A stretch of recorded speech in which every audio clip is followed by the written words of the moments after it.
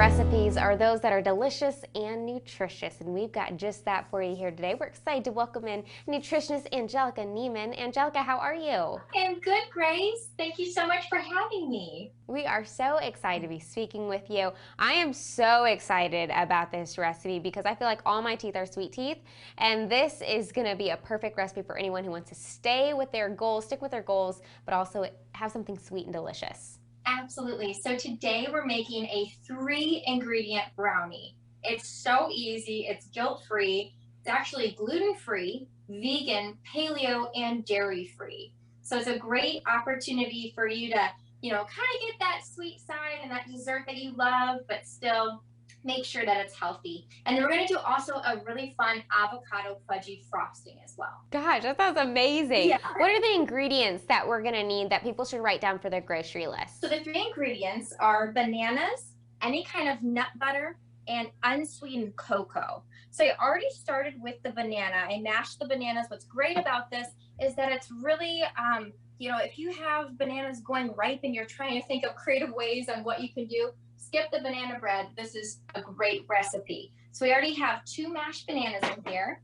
You have a half a cup of nut butter. Now I chose peanut butter. I also am a big fan of almond butter.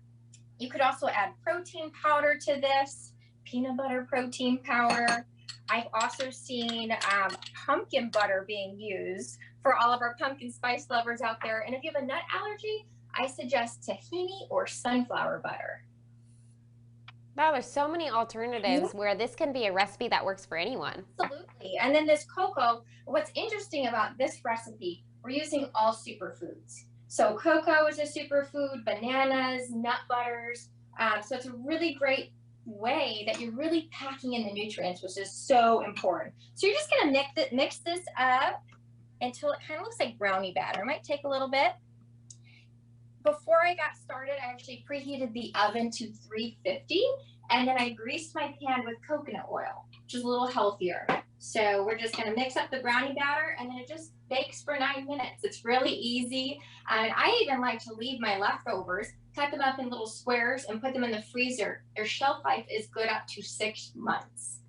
Now, after you kind of stir that together, you'll put it in the dish there, I see, and then probably have it bake. Is that right? Yep, you're going to bake it for 9 minutes, depending on what kind of pan you're using. I decided to go with a circular pan today. And while we're spreading that and getting that oven ready, let's jump to a break, and when we come back, we'll make that frosting. We'll be right back. Hey, welcome back. We're excited to be in the virtual living Dayton kitchen with nutritionist Angelica Neiman. Angelica, we just made this delicious brownie. Where are we at now? We did. So we're on to the avocado fudgy frosting. I already have 2 ripe avocados. Just pulled them out of my fridge here, and I already mashed them up real nice and fine. And then we're going to add 1/4 of the unsweetened cocoa. It's kind of the star ingredient of this one, and 1/4 cup of honey. You could also do maple syrup if you have that on hand, but you're just going to add that to the bowl. And again, these are all superfoods, really rich in antioxidants and vitamins, power-packed. Avocados actually are super rich in fatty acids, which is heart healthy, and they're going to give you a lot of good energy. For this frosting, is this something that you want to eat quickly because it's made of avocados, or does it last okay? It lasts okay. I would say the frosting would be more about 2 to 4 days until it starts to get a little bit more mushy.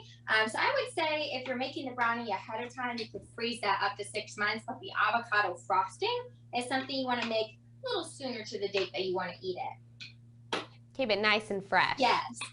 I love the avocado frosting by itself like a mousse, and you can put fresh berries on top. I displayed some here, and this is actually the final product. I added dark chocolate, which is the healthier alternative when you're going for chocolate. The darker, the richer you can get, it's better. And I add a little bit of coconut oil too.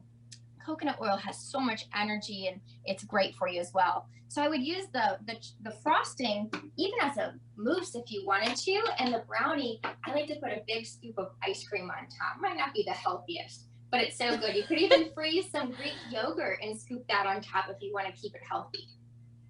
Well, it balances it out well, I'd say. I would justify the ice cream or the frozen yogurt for sure. Very easy. Now, does this spread well? It looks like over the brownie, it spreads it pretty did. well. And I can add a little bit more frosting. So what I love is it's ingredients that most of us probably already have, too. Right, absolutely. I wish I could just send this right through our video chat here so you could taste it. But you'll have to tell me how you like it, and I hope you get it right soon.